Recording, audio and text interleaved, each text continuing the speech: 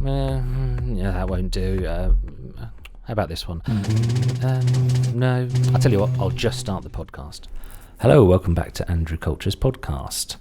It's called Andrew Culture's podcast because my name is Andrew Culture and it's a podcast. Right, now we've got the complex things out of the way, I would like to introduce somebody to you, and I normally start with a little preamble about my guests on this show, but I'm going to let this person introduce themselves. So, person sitting across the desk from me, what is your name? Hello, my name's Andee Martin. Do you want me to introduce myself, you say? Yeah. Okay, I currently am the landlord, or one of two landlords at the Brewers Arms in Ipswich. I have a background in working in various pubs, mainly in Ipswich, music promotion from acoustic shows, punk, but for some reason I'm mainly known for heavy metal, even though that's not the bulk of what I've done, and had various shows on ICR FM back in the day. Of course you have. Okay, well let's go back without going kind of right back to your birth. Are you Ipswich born and bred? Born in Ipswich, raised in Hadley, actually, just down the road. All right. Hadley famous for two things, I think. It's Danny Filth from Cradle of Filth's birthplace. It is indeed. And witch trials. Yeah. I wonder if the two things are related. I reckon so. If you trace his family back far enough, possibly. But nice bloke. Didn't really know him growing up. I went to school with his younger brother, so I sort of got to know him later on. It's funny, he's somebody who does sort of pop up from time to time, and well, like most people I've spoken to him, he wouldn't have the faintest idea who I am. But no one seems to have much bad to say about the man, and he's making a living from music. One of several people from Ipswich, actually, who make a living from music. Should we have fun? Should we try and list them? All of them. All of them. All of the people. Okay, let's keep it to musicians, because there's quite a big supporting cast. So there's Danny Filth from Cradle of Filth. There's Dean from Extreme Noise Terror. Oh, yes, of course. Yeah, I don't think he's ever had gainful employment outside of the band. No. Who else have we got? I've kind of done the easy ones there, haven't I? Yeah, I know close to Ipswich, there's people like Nick Kershaw. Yeah, of course, Nick Kershaw. And does Framlingham count? Do we have to mention him? Yeah, I think Framlingham's. I'm not from Framlingham, but that's where I went to high school, so we can mention that bloke. Yeah, Edward Sheeran. Edward. I don't know him properly. I'd say hello, Edward. I don't know him properly, so I call him formally. I call him Mr. Shearman, not Shearman. Shearman. Yeah. Star of the film Yesterday, which is my favourite thing about his career. I actually enjoyed that film. Oh, I haven't seen it. Yeah, he makes fun of himself, and it's Richard Curtis. It's a fun film. Another person I kind of don't hear anyone say very bad things about, because do you remember him when he was around in Ipswich? Vaguely. That's what most people say. It's like I've been told by mates that I'd have seen him, and they know they were at gigs with me and he played. And I don't know whether it's because it was bills of lots of acts, or I'd have been at the bar, or whatever. I just don't remember. But there would have been, I went to a lot of shows where there'd be 4 or 5 acoustic acts. And if you're not a fan or a friend of them, it does sort of blur into one. It does. And when Edward was playing a lot in Ipswich, and when I say a lot, I mean he was literally, he'd play every gig there was. He seemed to come out of nowhere and just suddenly be absolutely everywhere. I mean, I know some of the guys at ICR Radio, ICR for non-Ipswich people it was the original community radio station in Ipswich. I had a show on it in about 1993, I think, and it was just always around. But some of the guys from that were promoting him, or just really into him. I think James Hicks, not James, his dad, I've forgotten his name. Andrew? No. He had a show. Stephen, of course it is. We had a show with a guy called Ozzy, didn't he? That's it, yeah. But I was asked by someone from outside Ipswich, did you ever play a gig with Ed Sheeran? I say, well, the answer's probably, because he would just rock up, and he was a very charming person. He'd just turn up at a gig and just kind of say, do you mind if I just do a few minutes? And because it was just him and a guitar, no one ever really objected to it. But as you were saying, things being a blur, this was a time when there was a lot of music in Ipswich. Yeah. I can remember Clock from Ipswich. Do you remember them? What, the dance band? Yeah. I didn't know that. I'm impressed you know the name. I thought that was really obscure. I remember their They done a cover of Axel F, didn't they? The song from Beverly Hills Cop. Oh, did they? I think so. Very sort of 90s, very commercial dance. Proper Top of the Pops kind of stuff. There are lots of other bands that have done well around the world. Not really kind of massive household names, but like Basement. Some of those guys are from Ipswich, and wasn't a member of Bustard from. Charlie is from. Grew up in Woodbridge. Oh, okay. I think so. Yeah, that's near enough for jazz. Yeah. Okay, so high school in Framlingham with various filths, or Mr. Filth, because I don't know him. Hadley. Sorry, what did I say? Framlingham, because we were talking about. You got Ed Sheeran on the brain. Oh, just frequently, yeah. So you kind of did your education. What was the next move after that? After high school, I actually went to Great Cornard Sixth Form. Okay. And studied psychology, art, and history. And I didn't do very well. No. I was at that age of. This is end of the 90s, back when you could sort of drink a lot at the age of 16, and kind of partied between the ages of 16 and 18. This is a dangerous thing for a pub landlord to be. I know, and that's just one of the reasons. Honestly, we're so strict on it now, because the guys I run the pub with, when we were young, it was easy. No one cared, I don't think. No. There was like an unspoken rule. I grew up kind of rurally, and there was an unspoken rule. We'd go to the pub, but if you caused any trouble, somebody would have a word with you. Pubs were very, very different places. I know I'm a fair bit older than you, but when I started going to pubs in the early 90s, they were kind of scary places. They were quite daunting places to be in, so we behaved ourselves really well. It was weird. It was that scary, but you wanted to be in there. Oh, yeah, scary, but you want to be a part of it. But there's one thing, like, coming from Hadley, I'll mention this, because when we were younger, there was always a night bus where it would come back about 11:30, and it was always full, and there was always people who were out drinking. And a lot of people say, people using buses less nowadays. I think it's because it was full of underage people going to the pubs because they could get away with it. In your hometown, or a small village, Hadley is a town, but it's pretty much a big village. Yeah. Everyone knew everyone. So if you was underage, the chances are you wouldn't get served. If you went up the road to Ipswich, no one would know you, and you'd get served. And I think that's the reason that bus service doesn't run now. Because everyone's grown up. And the underage drinkers won't get served in Ipswich because everywhere's stricter. It is good, and I've kind of fallen foul of people breaking the rules. Of course, I've got to admit, when I was underage, I did it. Yeah. But without which to sound kind of, I'm not hypocritical, we never used to get lashed because, for one thing, we couldn't afford to, because we weren't earning much money from paper rounds, and there was no kind of culture of super strength drinks. There wasn't really off license. I'm making it sound like I grew up in Victorian times here, but a lot has changed. Yeah. So I put on gigs for quite a while at the Steamboat in Ipswich, and we managed to, the landlady at the time, a lady called Val, we managed to she smoothed the way with the police, or sort of kept an open dialogue with them, and we had what we called all ages shows, and they were 14 plus. And they were rammed. They were really, really good. But part of the reason was that the police knew that Val and her staff at the Steamboat were absolutely rock solid on IDing people. Yeah. Really tight. Although I used to sit on the door, I used to see some hilarious things. I can remember, you could tell when a group of friends, when one of them had turned 18, because he'd turn up with his passport. And then more than once, other people, his friends would come in after him with photocopies of exactly the same passport. He'd just be like, "Come on, make an effort here." Yeah. But so it's the thing, you can't kid a kidder as you did that when you were younger. So underage drinkers don't bother with the Brewers Arms in Ipswich. Well, you can, but you've got to. Most people I ID turn out to be sort of 25, 26. And we're honestly not the sort of pub the younger lot want to go in anyway. We're not trendy enough. It's not trendy enough.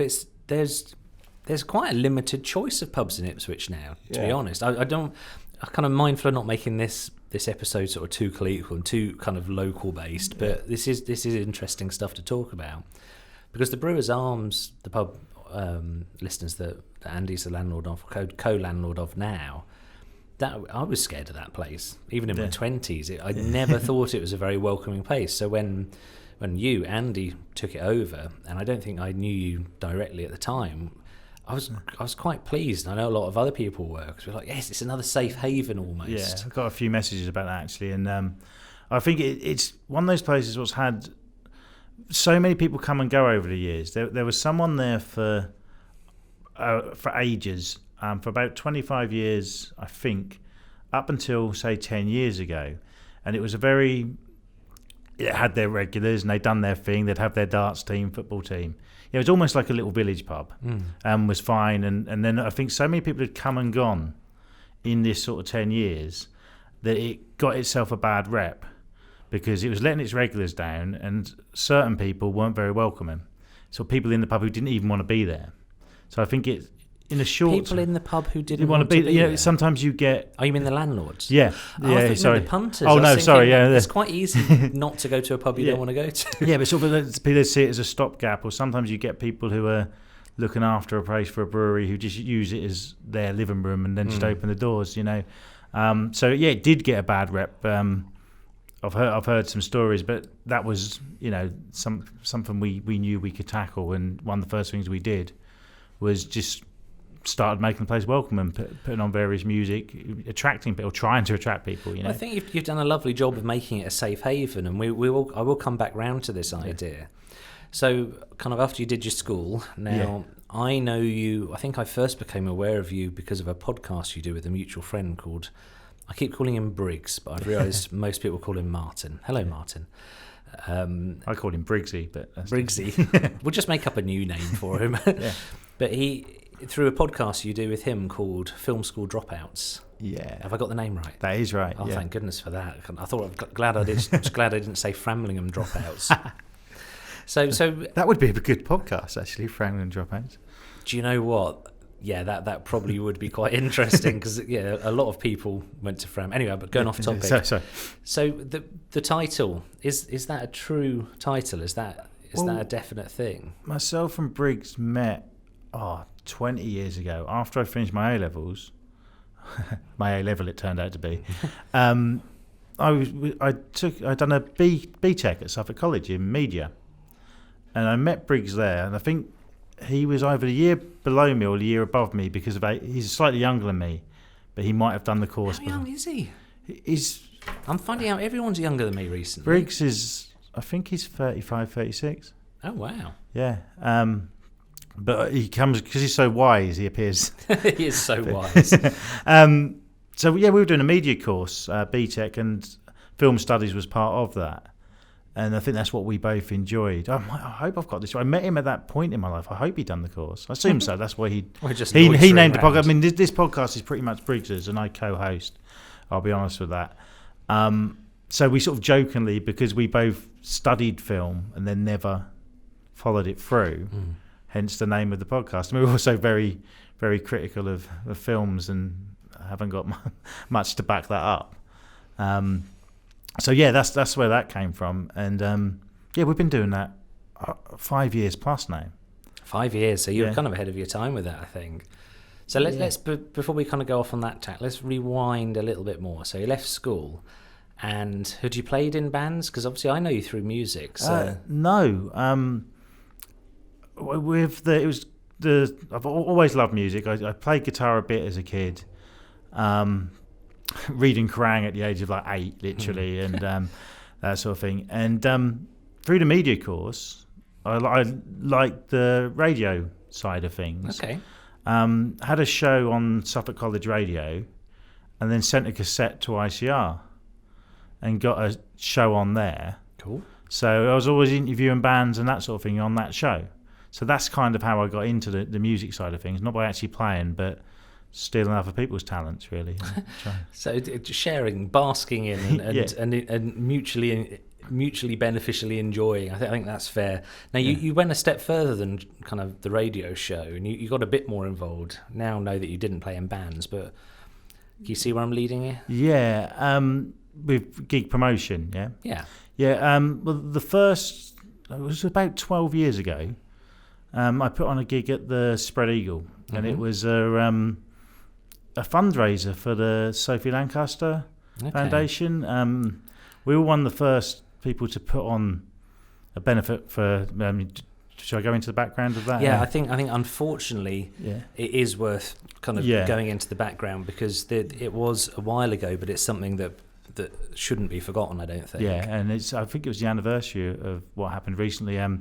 She was a goth, basically dressed that way, and was murdered for just basically how she was dressed. If you want to look into it more, there was a BBC film made about it recently, which I think is quite easy to get hold of. So I felt strongly about putting something on for this. When I first heard about it, I thought it was shocking. But then not long after it happened, I was attacked myself, literally hit round the head with a golf club from behind. Because I used to have my long hair and dressed, I think I was wearing like System of a Down hoodie or something at the time. And the night it happened to 3 people dressed the same. In the same town. Together? Or No, separately? we didn't. I knew one of them. The police told me this later, and I never found out who the third one was. The one I knew, they actually went into where he worked and attacked him. Went into where he worked? Yeah, but it was sort of a group of lads, all friends, but they sort of separated. So some of these could have happened at the same time. It was really strange. But I will say, and this is the truth, this was 12 years ago, and I know of the guys who done it, and they seem to have really sorted themselves out. And that's a really positive thing. Yeah, I went to court as a witness for it. I didn't want to press charges or anything because I sort of knew they wouldn't have any money as well, so I wouldn't get anything out of it. They served a bit of time. One of them was sending so many apologies through mutual friends or about it. It's one of those weird things that I still feel strangely about it, because it was, first I think it could have been someone else and it could have been a lot worse. It could have been a lot worse to me. I just don't think they knew what they were doing. It was like it's a lack of thought, isn't it? And they're sort of almost trying to show off to each other, and look at him, he's dressed differently, and they were young as well. I mean, I wasn't that young at the time. I'd have been 27. They'd have been younger than me. And it's I was walking home from a pub. I'd had a few drinks. I was confronted, pushed over. I got up, sort of laughed it off, or tried to. Then next thing I know, whack round the back of the head. What the hell do they have a golf club for?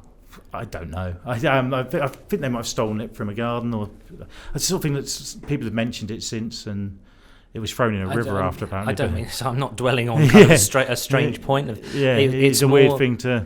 It's more the lack of understanding. I think sometimes, we can feel quite good about not understanding these things, not understanding that mindset. But I do wonder sometimes if completely failing to understand it stops things from changing. It doesn't. If we just disregard it, I don't really have an answer. I think in my limited experience, exposure to different tastes, different people generally breaks down a lot of barriers. And I can see that kind of a lot of our jobs as promoters, I put gigs on as well, is to try and create a safe environment, kind of a safe haven. And it's some promoters are very overt about it, like Seymour, a guy called Seymour in Bury St Edmunds. Yeah. And he makes very clear, if you play one of his gigs or if you're going to one, there's a literal statement given out saying, if you are coming to this event, you need to understand that this is a safe place and these things won't be tolerated. And when I first saw it, I thought it was a shame that it had to be mentioned, because I think I rather foolishly expected that anyone going to a gig or anyone that's going to be a friend of a friend of a friend is going to be all right. Yeah. But the truth is, I don't think there's any harm in just stating it, saying, look, these are the rules of this event. If you are not happy with it, you are not welcome. Yeah, yeah. I think we were putting gigs on, I think it was the Grin and Rat, and one week a load of guys came in dressed very normally, if that makes sense, for a metal gig, all wearing white short hair, and they came in to cause trouble, right? And they didn't last in there long. They were making fun of everyone, and we just got rid of them quite quickly and politely, I'll add. Now, the next week, the same sort of looking people came in, and they didn't do anything wrong. They wanted a drink by the looks of it. Then the crowd sort of had a go at them. So I found that very strange. It does go both ways, unfortunately. Yeah. I mean, and I think they were trying to be protective because they probably thought it was the same people as the week before, or and they were worried that this was going to happen. But you've kind of got to give everyone a chance. You have. I've heard some really good examples of how you can kind of fast track. I've not been in these situations. I'm not saying any of this as someone with an answer, but a bandmate of mine. Who I accidentally called my guitarist.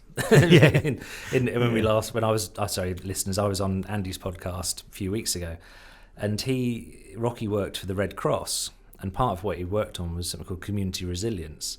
So it is kind of bonding communities, helping people not just get along but be strong together. And I was explaining to him, this is years and years ago, I was explaining that the house opposite where I lived it appeared to be somewhere that people from Eastern Europe were coming when they were very, very young and sort of staying there for a while and then, I guess, moving on elsewhere or going for jobs. And they were doing what any 18-year-olds would do, including myself. It was a bit of a Reading Festival thing, first night away from home, they were just partying and partying and partying. And I was speaking to Rocky and I said, look, they're not causing any trouble. They're just loud. They're loud, but other neighbours are starting to get upset. And I said, I don't know how to broach this. I don't want to go over and say, oi, you keep it down. And what Rocky said next showed me that I had the perspective completely wrong. What he said take them a bottle of wine and just walk up to them and say, welcome to the neighbourhood. If you need anything, let me know. Yeah. Give them the bottle of wine, go home. He said, haven't got to say anything at all. And he never really elaborated on the point. Yeah. But I think the logic of that is that as one of their neighbours, I was then a human being. Yeah. And we'd sort of tried to form a bridge between us. And if they were doing nothing wrong. They were just partying hard, as you would at that age. But perhaps the logic of that was that if they went to turn up the dial on the stereo, they might just remember that there's that guy across the road who seems quite nice, and and I think that it highlighted my own. I think I have to be harsh with myself and say my own ignorance. That the perspective I had was this is a problem for other people. I need to be something.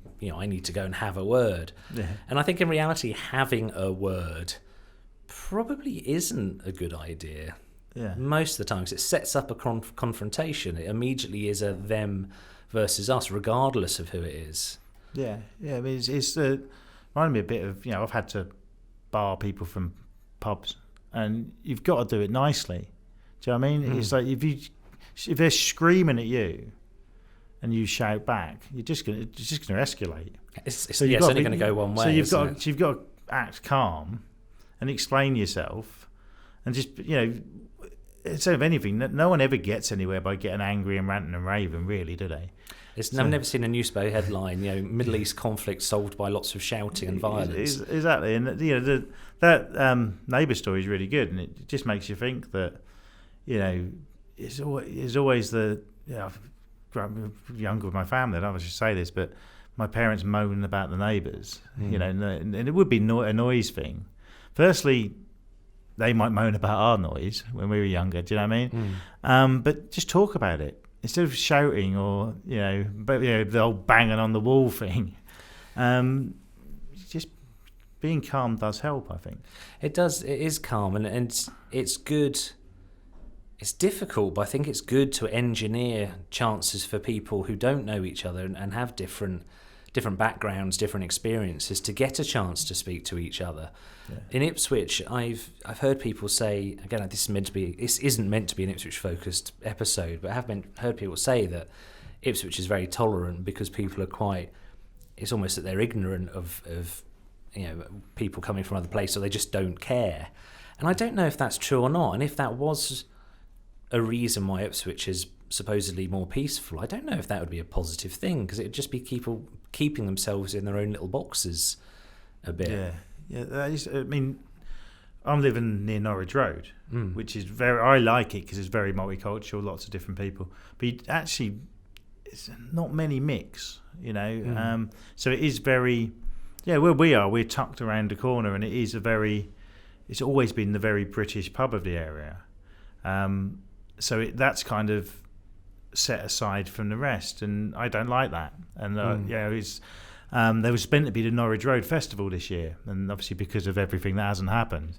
But when it does happen, even though we're just off it, we want to be part of it. Oh, absolutely. I've spoken to one of the organisers who's really keen for us to do that, and I use the Portuguese around the corner as much as I use any pub in the rest of the town, and it's a really nice. And so there's that good side of it. But it's I see what you're saying about Ipswich. It's got its positives and negatives from that side of things. So is anywhere, I guess. I mean, this is only my experience. I haven't lived for a long time anywhere else, so I only have so much to compare. But it is something that interests me. But then I appreciate that I'm fascinated by other ways of thinking and speaking to people who aren't exactly the same as me, and I can see that. I don't want to patronise, say it might be daunting for other people, but it's not. You have to kind of go some distance out of your way to make that happen, don't you? And I think when pubs were, I'm trying to phrase this in a way that doesn't make it sound like pubs are a dying thing, but when there was a lot of pubs when I first moved to Ipswich and they were all rammed all the time, you had no choice than to sort of rub shoulder and shoulder with people who would have very different opinions. And kind of you mentioned the Spread Eagle earlier. That's where I started drinking in Ipswich. And it was the punks, the meths, punks, the goths. I sort of melded goths and metalers then. Yeah, punks, the goths, and the metalers, shoulder to shoulder, and we got to. The jukebox was hilarious because it would be like Bauhaus, followed by like Stiff Little Fingers, followed by. Do you know that doesn't sound that weird to me now? Yeah. But at the time, that seemed wild that you'd get something very dark and very goth, followed by. I don't know, the Stone Roses or something. I mean, that's interesting. That was the first pub I started drinking in Ipswich as well. So, we're a few years. We're not massively different in ages, but there's I think you might be surprised how much older I am. Okay. But you said you started drinking in the early 90s. Yeah. So that'd been the late 90s for me. So that's quite a while for this pub to kind of be that style of pub, considering how things change so much nowadays. It's like, what's a rock pub now usually 3 years ago wasn't. You see what I mean? So that had a good stint, I think. Yeah, absolutely did. And it was a positive place. I don't remember anything kind of unpleasant happening there. No. So it would be incredibly foolish of me to try and kind of find an answer for kind of, I don't know what the phrase is, social tolerance or social like excitement, I guess, like learning about each other, kind of regardless of sexuality or race or musical tastes or anything. What can we do? I'm not expecting you to have the answer either. That's far too straight. That's what I come on here to say. No. Well, it turns out I've done some research. I actually do think just listening to people. And, there you go. And that's it. That is it. But no, to be honest, I'm being glib. But no, you're right. It is, and also, I'm not going to go into detail, but something recently has happened in my life with a few friends, and people always dwell on the things you haven't got in common with people, and there's lots of falling outs and this sort of thing. And you can have something you totally disagree with on. Usually it's politics. But then there's so much you can agree on. Yeah. And people always focus on this about that person. It's like, well, what about the rest of their personality? This is the danger. I saw a YouTube video years ago, and it was a guy in America explaining the difference between saying to someone, if someone says something racist, it's the difference between saying you are racist and that is a racist thing you said. Yes. And it's a very important definition. It's a very important separation. So anyone, we've got mutual friends on the metal scene. So someone like Darren, if you saw, so hello Darren, I'm not picking on you, I promise. If you saw Darren, got a massive big black beard, it's usually like plaited. It's a big old thing, and he's a fairly meaty guy. Again, not being mean, Dan, but he looks a very certain way. And if you were to make assumptions about Darren and the music he likes, you'd miss out on about 95% of who the man actually is, because he looks quite gnarly. Yeah. But he's one of the most gentle, affable. He's just so genial. He's so almost like a giggly person. Done a podcast with him a few weeks ago, actually. Oh, cool. Look that one up. And I'm glad I put the picture of him up, because a lot of people, if they don't know him, would not think that voice and that character is how he looks. And I've known him a long time, and never found him scary, because he's the first time we met, he'd have been the one come up and talking to me. This is the thing, and that's his image, and it's a good look, to be honest. It's and which probably now I think he probably gets a lot less stick than he would have done 30 years ago dressed like that. So I think things have changed. But I always say he looks a bit like a evil ZZ Top. That's how I go for his look. But a really nice guy, and he's one as well who, more so than when I was majorly promoting, is like he does so much more than just metal, and people don't realise it. He helps out other promoters. He puts on hip hop as well as other genres. But I think it's because of his image. People just he does probably sort of 70% metal, but there's more to him than that. Well, he's a musician. He makes electronica. He does bleepy music, and I call it bleepy music. I do bleepy music as well, but so it's that thing. I had something. Music in the Park is a big event here in Ipswich, and strangely more people go and watch it than live in Ipswich. It's like 70, 80,000 or something. I don't actually know how many people live in Ipswich. That was a bit of a bold guess, really. But I was there with my daughter a couple of years ago, and I'm friends with a lot of the punk scene. That's kind of very much what my background is in Ipswich. And my daughter, she would have been about 7 at the time, she spotted them, knows I'm friends with them, made a beeline for them. And the looks on her friend's face, they weren't horrified, some of her school friends, they just couldn't quite understand. And then she couldn't understand why they thought it was weird. And I thought, if we've got, from her perspective and her friends seeing that and then speaking to them, if we've got things like that happening in the world, there's always a positive seed. Yeah. And I do wonder if some of kind of raising, getting to know each other and raising the awareness we all have of each other is, maybe it isn't grand statements, maybe it is just planting seeds, maybe it is just these little germs of ideas. And like I said before, it's like you can't go into meeting anyone or ever expect them to be exactly the same as you. We'll get nowhere. And it's the accepting and learning from other people, and stop trying to twist people to your views as well. It's a big difference between listening to respond and listening to understand. It's really hard. We're conditioned just by the way conversation works to listen to people, to respond. I'm doing it now, but that's because I'm interviewing you for a podcast. And if I just don't talk, then we can give it a go if you want, but I think you'd have your work cut out. And it would probably be a bit more boring. But it's a strange one. It's like the reason I do my Faces of Suffolk podcast, because I'm interested in people and want to learn from them, and generally think everyone's got a story, and if you know that story, you'll understand them more. But some people don't. They just see people in black and white is the problem. He's that guy, so I don't like him. Well, it can work the other way around as well, though. You see someone does something a lot of good, and then you don't realise there could be a nasty person in there. No one's perfect. No one's rotten. Apart from Edward Sheeran, is very perfect. I'm told. Mr. Shearer. To deliberately say his name wrong. Okay, so that kind of conversation kind of went down a journey I think is worth exploring. I was thinking, I just picked Andee up on the way over here, and I was thinking about this phrase PC, politically correct. And I think, and this is my opinion, I think politically correct is a phrase used by people who don't want to explore what other people are thinking. You get kind of the argument, I can't say that because it's not politically correct, or I'll upset the politically correct brigade. I've never figured out who is the politically correct, the PC brigade. Where are they? I've never met them. No. I'm a lefty, kind of anarcho socialist, loony lefty, whatever. But I've never met anyone who's PC. No.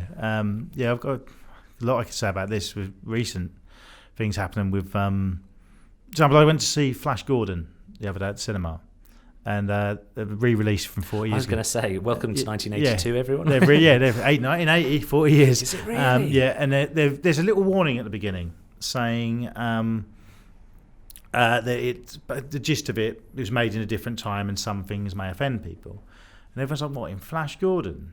And Firstly, there's sort of slave type characters in it, which you just don't think about, and the villain, Ming the Merciless. Oh, Look at how he's dressed. It's a white guy playing that. I know he's meant to be an alien, but still, I've got no problem at all with this warning being at the beginning of that. There's one at the beginning of Gone with the Wind as well now. There's one in front of Blazing Saddles as well now. Yeah, well, Blazing Saddles is the sort of the righties who want to have a go at lefties use as this is our film. But if you watch it, it's a very left-wing film having a go at racist people. It's not Mel Blanc. Mel Brooks. Mel Brooks. He always said exactly what it was. Yeah, and it's co-written by Richard Pryor. And I get so annoyed by people twisting these things. You can't say that anymore. You shouldn't have said it then. That's the joke. That's what people are making fun of. It's the same people who see Elf Garnett as their hero when in fact it's a character making. You must have seen people like, bring Elf Garnett back. He's making fun of you.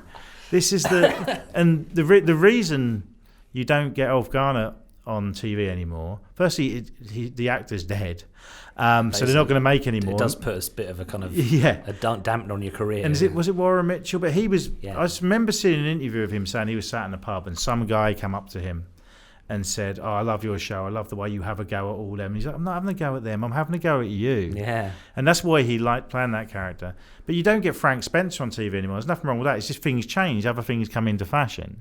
And the words they used, you can't say on TV anymore, even though the words are showing someone up for being racist.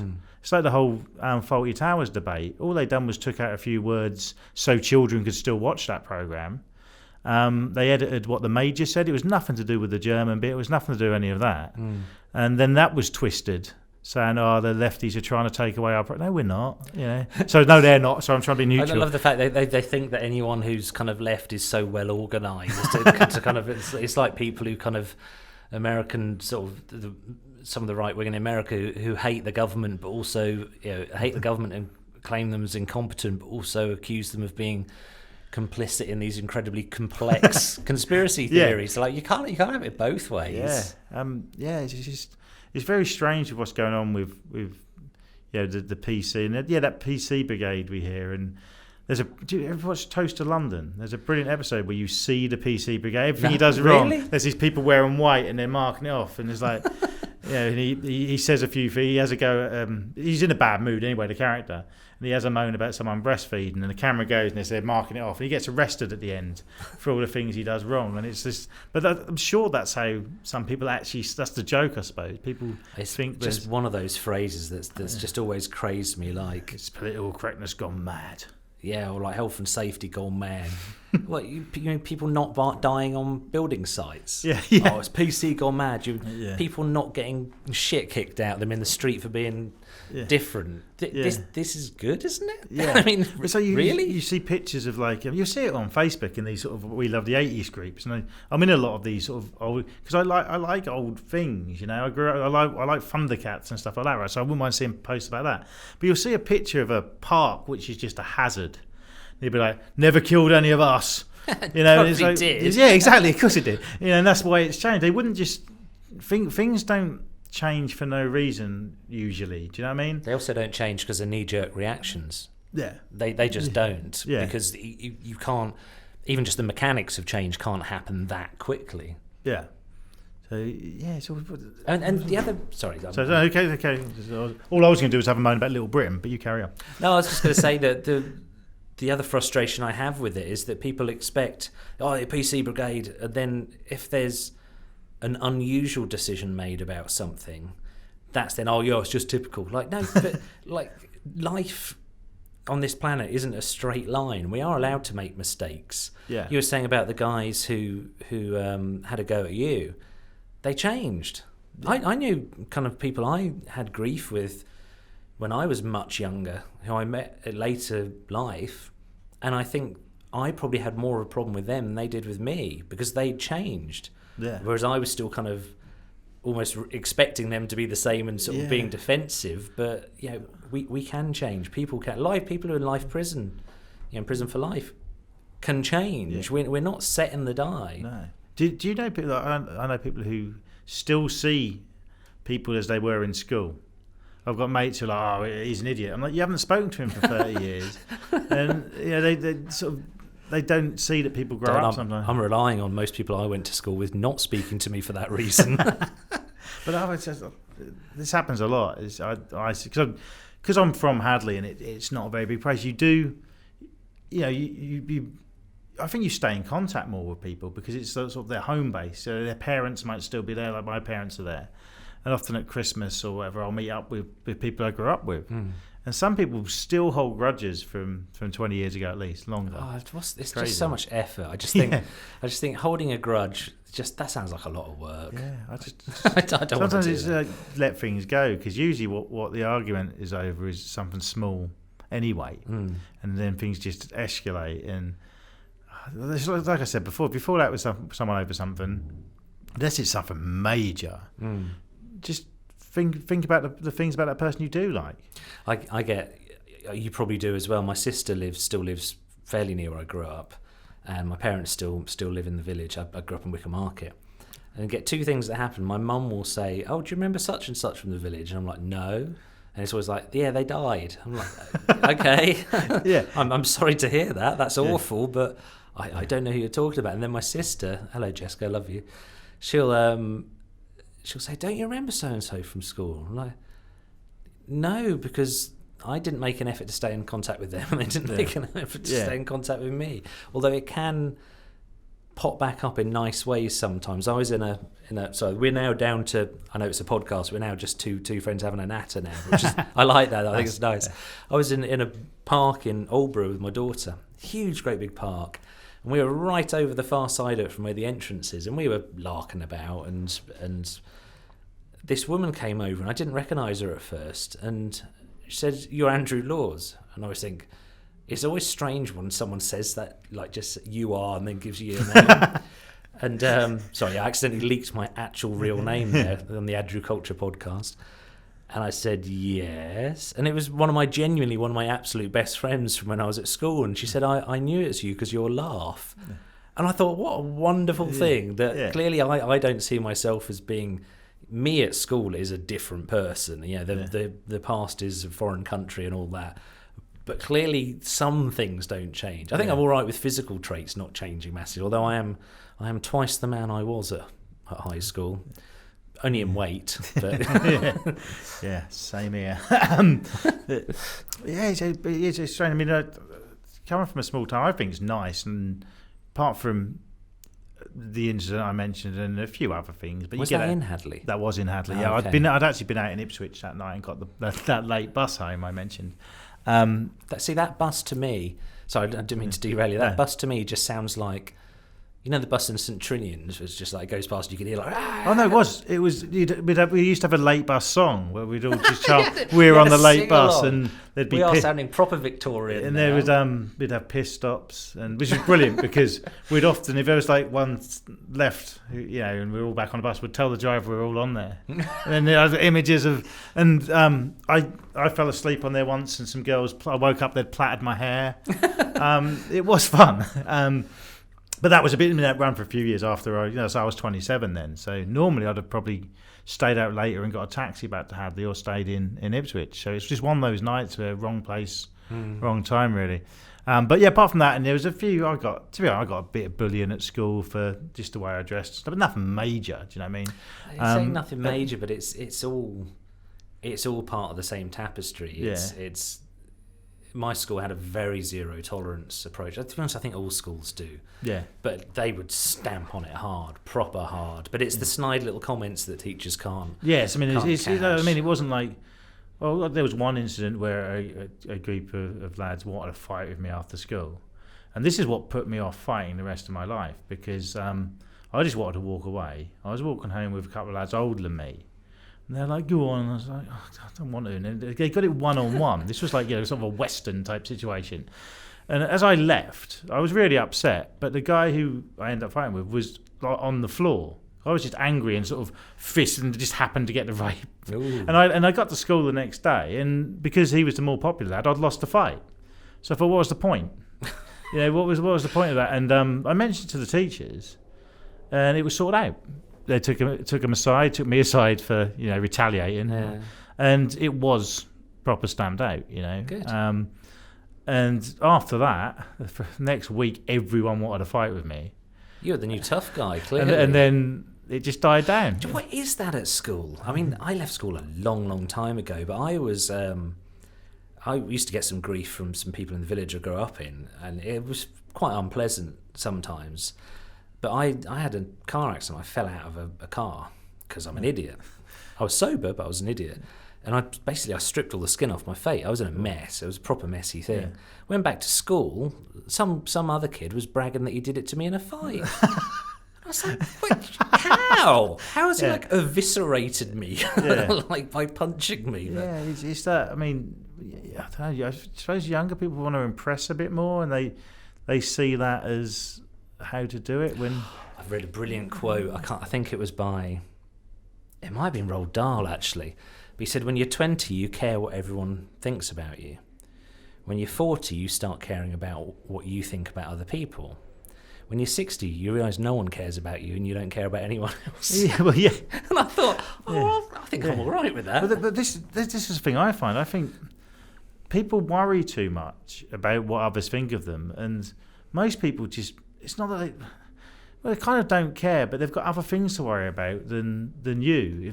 I don't mean that in a nasty way. Just be nice to people. People tend to get on with you. Mm. But those who just go out of their way to impress people usually end up just annoying them. Yeah. You know, it's that weird. I don't know. It's human nature, I suppose. Just there you go. We've fixed this. Neither of us have beer here, and we've just fixed the world. We all need to listen to each other, and choose the right time to disregard other humans. Yeah. Yeah, I think that's it, isn't it? Yeah, that's kind of, yeah.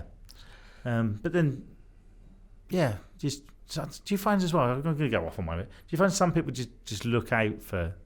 They like the attention. They like to argue, and they like to find people's flaws to make themselves look better. There's people who go, now let me just play devil's advocate, and I always think that's a shit board game. It is. But, you know, it's that kind of person. No, let's see it from the other perspective. Now, I'm all for listening to people with differing perspectives and having a conversation, because I think without that, that's how you end up with President Trump. Yeah. Because you get little bubbles of people who all agree with each other and never interact with people with differing opinions, and that's how you end up with the fascist dictator. Hello, FBI.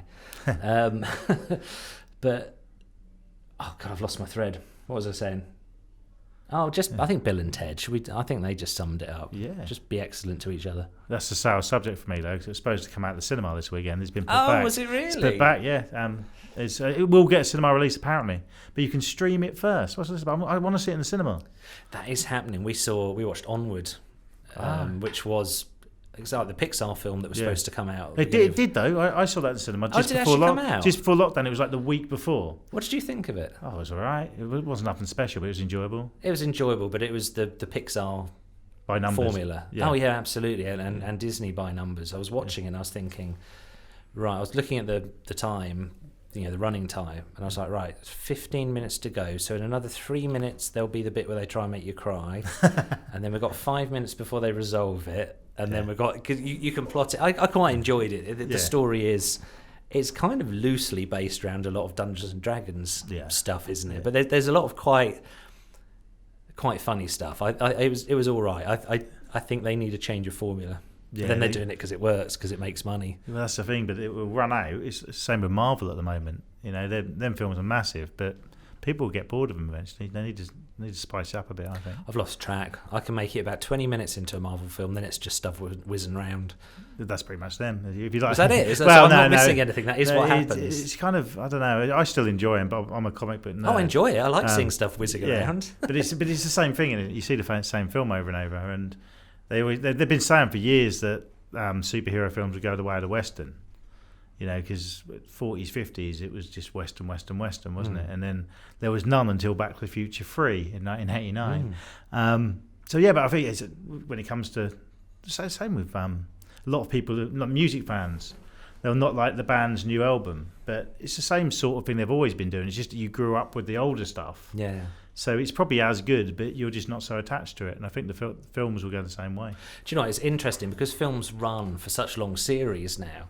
With bands, we always sort of say, if a friend tells me about a band I've not heard of, I always say, well, what's a good jumping in point? What's the best first album to to listen to. And I was just thinking, with kind of films running into long series, you could almost have the same. But then I realised films are chronological usually, so that doesn't make any sense. Yeah, well, the Marvels aren't, though, are they? I literally have no idea. They're sort of they are a bit. You can watch them in order, or you can. There is a chronological order as well. Why are they messing with us like that? Because they're making it up as they go along, aren't they? And they're going back and Really? Yeah. I blame Star Wars because there's no way that George Lucas wrote those 3 prequels before A New Hope. They knew The Simpsons ripped it. Kind of took the piss out of it perfectly, because the Simpsons version of one of the Star Wars, it might have been Phantom Menace, is all. No, it's true. It was because he was backpedaling so hard. All that stuff about the Senate. I remember watching the film, just thinking, this is like watching Parliament Channel on cable or something. Yeah. This is just weird. Yeah, but there's some ETs. There was, wasn't there? Yeah, but there's something. I mean, I like the newer ones. I can watch the prequels, but it's all money. You know, it's just they feed the audience what they want, and then suddenly the audience get bored. So they've got to be careful. Look at TV series nowadays. They'll run until everything stops when the audience are bored of it. Whereas going back to like my era, Quantum Leap stopped too early. Everyone loves it. That was a crack, and I went down the aisle to Quantum Leap when I got married. Really? Well, the theme from Quantum Leap, yeah. Did you say old boy instead of... Oh, man. Oh, my God, I've been married for like 15, 16 years. I just realised, we missed an opportunity. I wonder if we can do it again. I wonder what her parents would say. Yeah, but that's pretty cool, though. It's just, it's... Things like that, I think they're remembered more fondly because it would have 5 seasons nowadays they're called, and then you remember it well. Whereas Last of the Summer Wine, with its 40 seasons, 40. Is it? Do you know? It genuinely could be 40. I think it did run for 40. Really? The only thing I can think what beats that, but it's constantly different, is Saturday Night Live has been going for 46 years now in America. Oh, I can beat that. Don't say the news. No, the news. That's just the worst story ever. No, I'm generally up on it, even when I haven't heard it for months, as The Archers. Oh, yeah, of course, yeah. That's been running 1946, I think it started. God. Possibly 49. Yeah. And I still don't know what's going on. I can leave it for months and months and months, switch it on, and within 2 minutes you know what's happening. Yeah. So much like probably EastEnders is on TV. Oh yeah, that's still a thing, isn't it? Yeah. Well, is it at the moment because of lockdown? I haven't got a clue. I've never watched a full episode. I watched some once because I think Norman Wisdom was in it. Was he really? I think it was either that or Coronation Street. I think it was Coronation Street. Norman Wisdom had a cameo. And so did Status Quo. I tell you what, let's skip that kind of soap opera podcast we were going to do. That's true. Yeah, sorry. I forgot we were doing a podcast. Status Quo and EastEnders. Wow. Yeah. Yeah, the mind ball. That could be a whole podcast episode, actually. Kind of just on. I do want to do that with this podcast. I've kind of got several friends that I want to kind of just talk about films and stuff with, because I think it's good that we've not blanched away from talking about. I mean, to be honest, we've talked about some kind of difficult stuff, and it's always with the caveat that I don't have the answer, and no, not being disparaging, but I think you possibly don't have all the answers either. I mean, I'm not being unkind, I hope. Well, I thought I did till now. Well, I'm sorry to ruin that for you. But no, I do want to explore kind of films, and so this bit's going to be a bit, I don't know, it might be interesting for the people listening. I want to get more microphones in here. We're in my office where I work, which is also kind of a studio. And I want to get more microphones and get together, drink beer and talk about films and stuff, because it's something that is endlessly fascinating, and we can have good topics like best cameos in films. Let's see if we can get a list of 5. We only managed 3 famous musicians, 4 or 5, 5. 3 great cameos. 5. No, let's go for 5 big bands in films. Big bands in films. I'll start with 2. Blow Up. It's got the Yardbirds in it with Jimmy Page and Jeff Beck. Yeah, I haven't seen that for a long time. I've forgotten the name. There's a roller coaster disaster film that's got Sparks in it. Has it really? Well, there's a film with possibly Robert Redford and somebody else where they steal a train and drive it to Mexico, and that's got the Red Hot Chili Peppers in it. I'm talking about bands actually being on stage, so not musicians.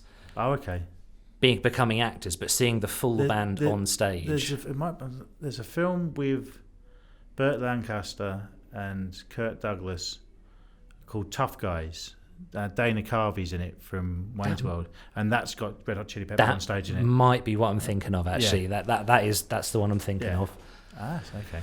Got another two. We've got Sparks in Roller Coaster. They've got to be on stage. They've got to be performing as a band on stage. So we've had Sparks, we've had the Yardbirds, we've had a Red Hot Chili Peppers. I mentioned Back to the Future 3 earlier. ZZ Top are on stage. Well done. Excellent. Could just cheat and say Wayne's World 1 and 2 for Alice Cooper in the first one and Aerosmith in the second. Do you know what? I think that tops it as number 5. I think you've capped that off quite nicely. Yep, I think this thing has legs.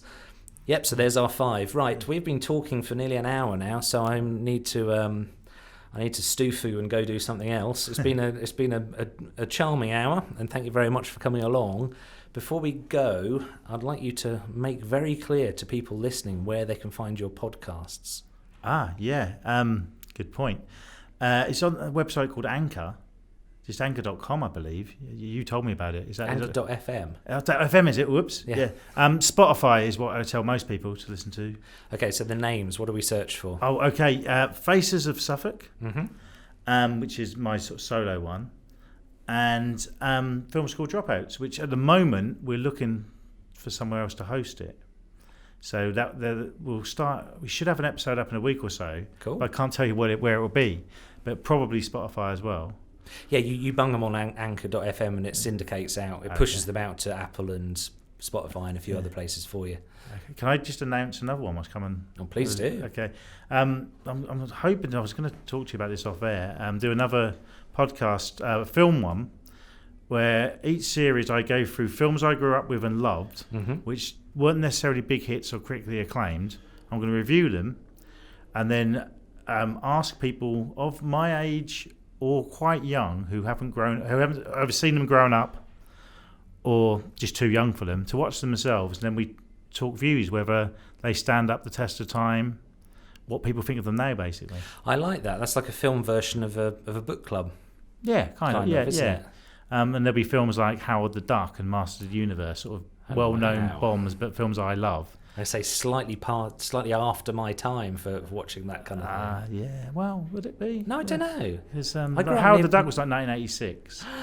My goodness, I wasn't even at high school then. But because I grew up in Woodbridge, the cinema always showed films that were like really out of date. They'd come out probably not years, but a long time before. And I'm old enough to remember Saturday Film Club where you paid £1 and you watched crap for like 4 hours. And they used to do that at the Odeon in Ipswich. I saw George of the Jungle for £1. Really? But that's I'm hoping to do that soon. Starting with Flash Gordon, we're going to do because of the anniversary. I've sort of started it, but I'm terrible at editing and that sort of thing. But I'm going to have to edit this one, and so wish me luck. And there is a comedy sketch show podcast on the way. Wow. Which I'm involved with a few guys, but I'm not going to say too much. Yeah. Because we've started writing it.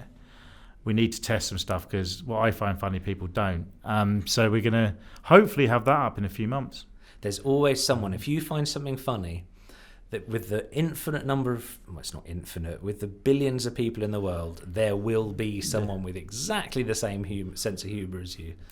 I went to these guys because they do music. I'm not going to say who it is because it might not happen, but hopefully it will. And they've got my sense of humour, and there's 3 of us, possibly 4. And we've met up a few times, and we've got nothing done, but we've made each other laugh, and that's the point. I formed bands on that. Yeah, exactly. So it's good. So there's stuff coming. So Great. I'm quite excited about stuff at the moment. So, excellent. Yeah. Okay, so in summary, we've fixed the world, listen to each other, disregard some people, and be excellent to each other. That's exactly it. Well, Andee Martin. Actually, I've got to ask, because I've listed your name as Andee Cornelius Martin. Is that Planet of the Apes? Yeah. My middle name was Rat while I was at the Grill and Rat. And after a night of drinking and watching Planet of the Apes, I just changed it to Cornelius. That was about 7 years ago, and it stuck. Why not? Yeah. Okay, well, I'm going to say goodbye. Do you want to say goodbye? Goodbye, and thanks very much for having me. Well, that's the end of this one. So, what do you think? Do you like it? I hope so. This is the kind of bit that you might be able to tell I just use the same bit every time because, well, it's not so much lazy as efficient, but this is the bit where I say smash the like button or stab at it or actually just stroke it gently. Be nice. Yeah, why would you be so aggressive? But please like, please subscribe, and please rank, rate, tell everyone this. These kind of things, I assume they matter. Everyone else says them. But there you go. So endeth this episode of the Andrew Culture podcast. If you want to know more about what I get up to, go have a look at andrewculture.com, because I won't bore you with it here. Anyway, until the next time, keep it cool, stand in a dry place, or do what you want. I'm not your boss. Bye.